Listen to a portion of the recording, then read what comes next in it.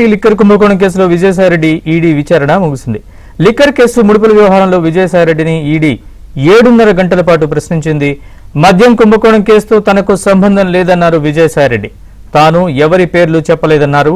మద్యం కుంభకోణానికి సంబంధించిన విషయాలన్నీ రాజ్ కసిరెడ్డికి తెలుసని మాత్రమే తాను చెప్పానన్నారు.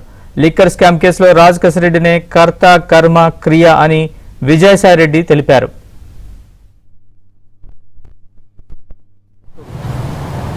ఈరోజు ఎన్ఫోర్స్మెంట్ డైరెక్టరేట్ అధికారులు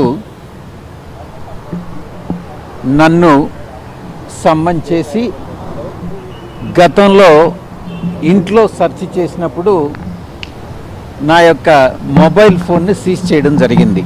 సీజ్ చేసి సీల్ చేశారు. ఈరోజు ఆఫీస్లో ఆ సీల్ని ఓపెన్ చేసి దానిలో ఉన్నటువంటి డేటాని వాళ్ళు కాపీ చేసి ఎక్స్ట్రాక్ట్ చేసుకోవడం జరిగింది.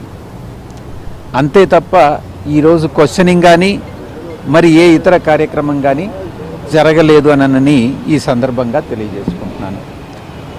ఈ ఎక్స్ట్రాక్ట్ చేసినటువంటి డేటా నుంచి వాళ్ళకి కావాల్సినటువంటి ప్రశ్నలు తయారు చేసుకొని మరొక రోజు సమ్మన్ చేయడం కూడా జరుగుతుంది. ఈ యొక్క సీజ్ చేసినటువంటి ఈ యొక్క మొబైల్ ఫోన్ని ట్రైబ్యునల్కి, అంటే అపిలేట్ ట్రైబ్యునల్ ఉంటుంది, ఈడీలో ట్రైబ్యునల్ ఉంటుంది ఢిల్లీలో, ఆ ట్రైబ్యునల్కి ఒక ఓఏఎన్ అనేటటువంటిది సబ్మిట్ చేయడం జరుగుతుంది. అక్కడ ట్రైబ్యునల్ నుంచి మనకు సమ్మన్స్ ఇవ్వడం జరుగుతుంది. మనకి ఏదైనా అబ్జెక్షన్స్ ఉంటే ఆ యొక్క ప్రొవిజనల్ ఆర్డర్ మీద మనం ట్రైబ్యునల్కి అబ్జెక్షన్ ఢిల్లీ ట్రైబ్యునల్కి తెలియజేసుకోవచ్చు. ఇది ప్రొసీజర్. ఎగ్జామినేషన్ ఏమి లేదమ్మా, ఈరోజు క్వశ్చనింగ్ ఏమి లేదు. సింపుల్గా డేటా అంతా కూడా కాపీ చేసుకొని ట్రాన్స్ఫర్ వాళ్ళ మాస్టర్ ఫైల్కి ట్రాన్స్ఫర్ చేసుకోవడం జరిగింది.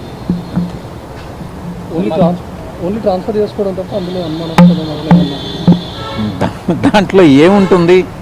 ఏదో ట్వీట్స్ పెట్టిన డ్రాఫ్ట్ ట్వీట్స్ మళ్ళీ మాడిఫై చేసుకున్నవి, లేకుంటే ఏదైనా పొలిటికల్ స్పీచెస్ ఇలాంటివి ఉండాల్సిందే. వాళ్ళకి సంబంధించిన రిలవెంట్ ఇన్ఫర్మేషన్ ఏదైనా ఉంటుందేమో అన్నటువంటి ఉద్దేశంతో ఫోన్ను సీజ్ చేయడం జరిగింది. గతంలో మీరు ఇచ్చిన స్టేట్మెంట్ ఆధారంగా కొంతమంది నోటీసులు ఇచ్చి విచారిస్తున్నారు.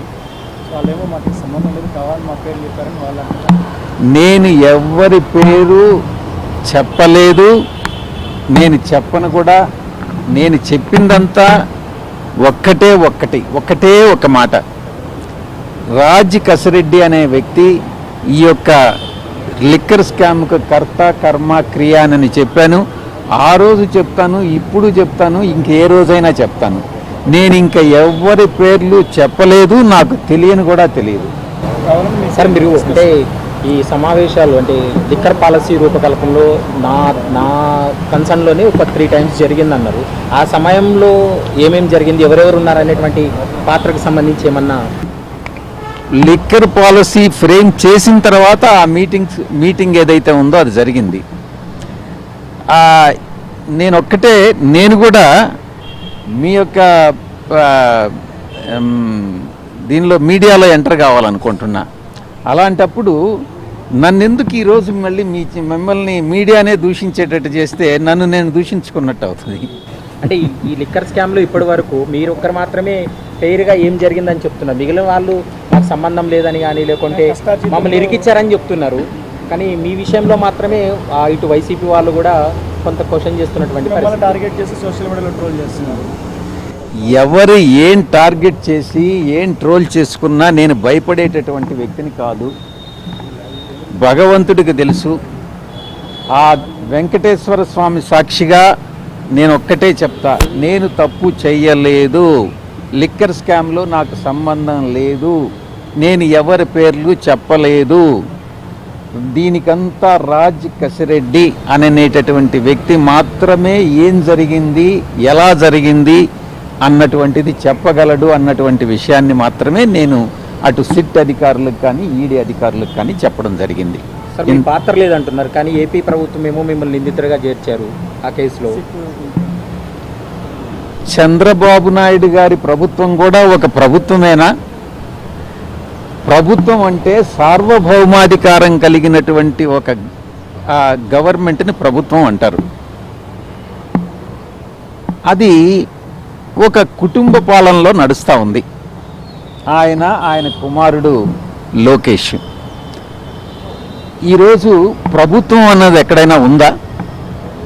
దాని గురించి నేను ఇంతకన్నా ఎక్కువ మాట్లాడడం అనవసరమేమో.